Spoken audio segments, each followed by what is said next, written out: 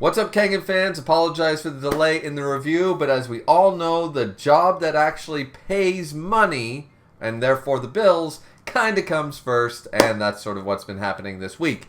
That being said, Kengan Omega, Chapter 329, entitled True Warriors, and I'm actually glad that I had more than a day to go over this chapter, because my initial reaction was a little closer to the community's reaction, which is usually quite negative, unfortunately, and therefore I've been staying away from other than just reading maybe the first couple of comments on any Reddit or Discord thread or what have you, and then I sort of move on. However, after rereading the chapter, today, and then spending a little bit of time thinking about it for half a second, and because I've been going through, which I know the video I promised is a little bit late and stuff, but I have been doing my research. I just finished my reread of Omega to be able to account for everything, for all the information for the video that's as accurate as I could get it, so stay tuned for that. That's still happening. But because I reread Omega, maybe this is why it's in my brain, same with Ashura and stuff, I like this chapter. It's not perfect, but I do appreciate I appreciate the dialogue. I appreciate what is actually being shown here and said here. Because what we know about this round, what we know about this battle royale, is that some fighters are opting out. Now, most of everybody's favorites are in it to win it, but a few fighters opted out. Like Tarashi, for example. He was the first one to say to Lou when he gave him the information about the real Nicholas LeBanner and, Jean and stuff like that. So the fact is that he goes, I know I'm no match for that guy. I'm bugging out, It's no different than when Mutaba said, he had the little pistol and stuff like that against Tiger, but he was like, let your guys know to stand down. Fake Nico over here is just in a class all of his own. It will just be a slaughter. There's no reason for that. You got to know when to back out. And we know that Mutaba has done this before in the Ashura tournament. And no one called him a slouch for doing it, right? So my big thing here is, by saying all this, is that there are some people who are like absolutely their personality type C, D, whatever. And they're like, nope. I know I can't beat the connector. I know it's like, in all likelihood, I might die, and my pride and my strength as a fighter is not worth putting my life on the line for. However, most of the legends from the Ashura tournament, that was their whole shtick, and we lorded them for it. 10 out of 10 manga, greatest tournament arc of all time, lorded by some even. And this is all it is. This is exactly what is happening here in this chapter. These guys know they can't win. Oma, the entire time in Ashura, knew he couldn't win, knew he was going to die, that using the advance was not a meal ticket, he was a death certificate, right? We knew that certain people went into fights going, I'm 3/4 of the way injured. Cosmo going up against Oma, we praised him for it. He was on steroids and all this stuff. Seki going in there, wrestling, I'll always be hooked on you, Like, there is so many examples of characters in Ashura, beloved characters, and some of their hypest moments is literally doing what these two combatants are doing right now. It's the exact same thing. If you don't like the execution of it, all right, but I argue that the execution is very similar in the regard that these are not our main characters, so we wouldn't have followed them very long, and they are literally just saying, we know we're no match for you, but we decided to join this fight anyways, and we are going to do our damnedest to try to beat you in whatever way we see fit. That's tenacity. What is wrong with that? And I'm going to quote the man, the myth, the legend, Kanade, up against the striking master himself, Gao Lang, in round 1 of the Ashura tournament. People, when I did the live read for that, they told me that this is one of the hypest ones. This is why you'll like Kanade. And it was, what is wrong with the weak wanting to be strong. So if you laugh at these two for saying we have the balls, the gonads, to go up against the connector and shoot our shot, then you are shitting on that moment and you don't think that that's a good moment either. You can't be a hypocrite. You can't have it both ways, is all I'm saying. Forget the AI art. Forget the current plot line that you dislike. And these are the exact same things happening right now. Okay? And I am here for it. I am 100% here for it. I think it's actually really cool because they straight up say at the beginning of the chapter, we're going to go through it. They straight up say, so, we know neither of us can beat you, but we're going to give it our shot. And Shen acknowledges this by saying, sure, I don't mind. And the reason that they're doing this right out of the gate also is a great idea, is also strategy. We'll get to that. But he says, but, you guys know, you're no match for me. Maybe you should have brought a few more people along. That would have made more sense. However, he then acknowledges, that being said, you guys got your pride as warriors. All right, you got the gonads. Let's try this. You know my power. You know who I am. And you're still willing to face me. Do you know how many times in Ashura and Omega, do you know how many times people have just been terrified? And in manga and stuff, they're like, we are terrified. We don't even want to face it. It's like, how disappointing. This is all you have. Like, you feel my overwhelming power. It's usually done with power levels and other shonens like Fairy Tail, Bleach, Dragon Ball Z and stuff like that. It's like, can you feel this power? And you lose all confidence to even try. Shen is acknowledging that like you understand the power gap here, and you guys are still standing there, with your, I'm good with this. And then they go off with the fight stuff, you know what I mean? We have the drones showcasing that. Is that right out of the gate, Shen is facing off against these two characters, or people like to call them the Koga victims, I guess, whatever. But two, average fighters, C-tier fighters sort of idea. And Jerry Tyson and Sakia, of course, they're giving it their all. They're giving the commentating and stuff. This is the first fight. And once again, a lot of people are, I saw one comment complaining that it's like, and they're hyping this up as though this is even a contest. And it's like, yeah, but you have to remember, this is a grand event. This is the spectating. And not everybody there at the event is going to know the ins and outs and the back deal, Shen's background and stuff like that. They think this is just a battle royale, Did everybody know about the big thing with the Guardians versus the Bodyguards and, all that craziness going down in the Ashura tournament and stuff like that? Of course not. They weren't aware of that. If we can assume that this is similar event to the Ashura tournament, you bet your ass that people like leaders of nations and major companies that aren't exactly Kengan Association members, but are still like high-ranking officials who know of it and stuff, are going to be there, and they're not going to be privy to all the information, right? So their job is to color comment and give actual, play-by-plays and to hype up the crowd, and they're doing a damn good job of it. So I'm good with that.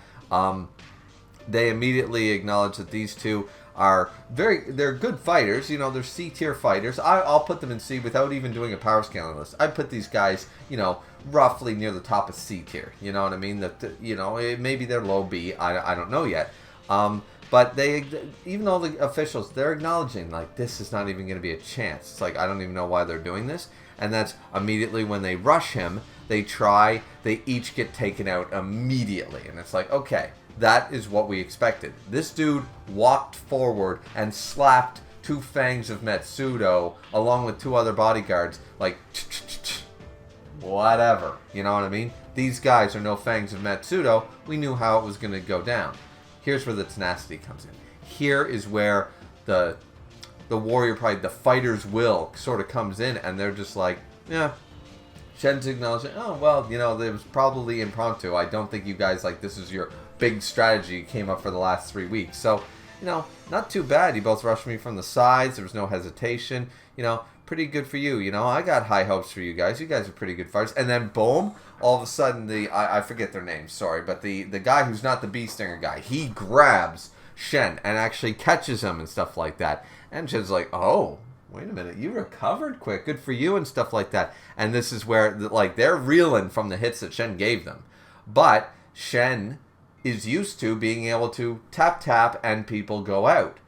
Everybody here who is informed and knows, like, why they're here and stuff has been doing the best to their abilities. Now, that doesn't mean that they're going to jump leaps and bounds to S tier. But these guys have hardened themselves, and it's acknowledged here, they've hardened themselves to the point that, okay, we know he's got the ability to one-tap us. Our best bet is to try to get our endurance and durability high as possible so that we know he's going to hit us, we know it's going to hurt. But we still have to be able to take all that damage and still be able to land a counter move at the very least. And that's what they acknowledge here. It's like, we know your tricks, and we know the determination. We have to tank at least one hit from you. And they do. To their credit, they do. And that's bloody awesome. And he just says, you know, we have no illusion that we can ever beat you in a fair fight whatsoever. That's why we attacked you here at the start. Here at the boundary line. This is a strategy. I'm not going to lie. This works, okay?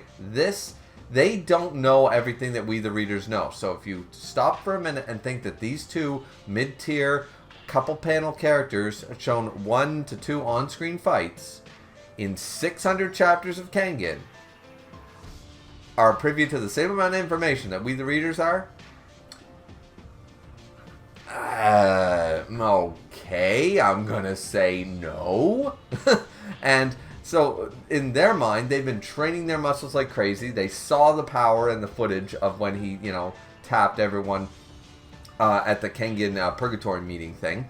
And they're like, okay, we know we can't beat you. We know your power's like superhuman, supernatural. But if we attack you close enough to the border and we just push with all our might and try to tackle you football style out of bounds when you're this close, we might be able to drag your ass out of bounds, and then boom, the fight's over. No one actually needs to beat you if we, you know, utilize the rules. So I love the fact that this impromptu meeting or team up, they came up with this strategy, pinch hit so it couldn't be leaked, and the idea couldn't be, you know, copied or leaked or whatever.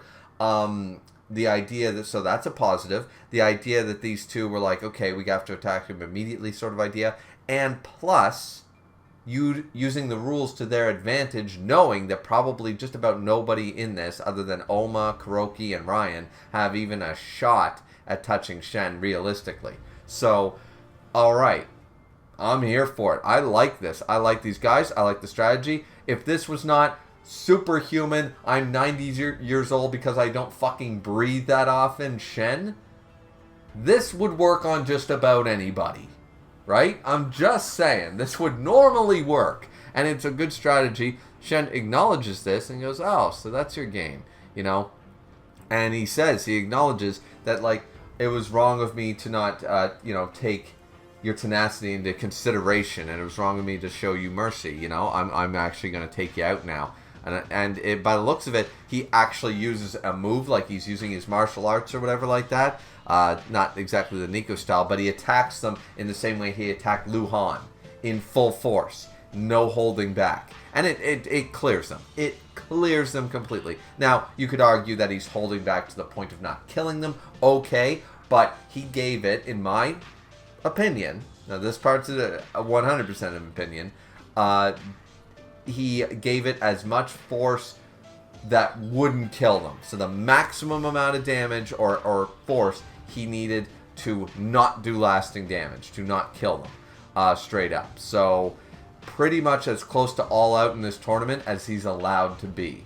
Because he's like, you know, you guys came at me, that took balls, you deserve, like Gao Lang, I apologize, and this is what once again reminded me of the Kanade thing.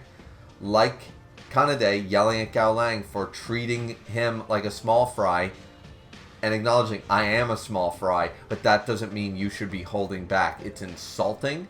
Shen is doing the exact same thing Gao Lang did that everybody praised. And I'm just saying, this chapter is doing the same thing, and it was cool then.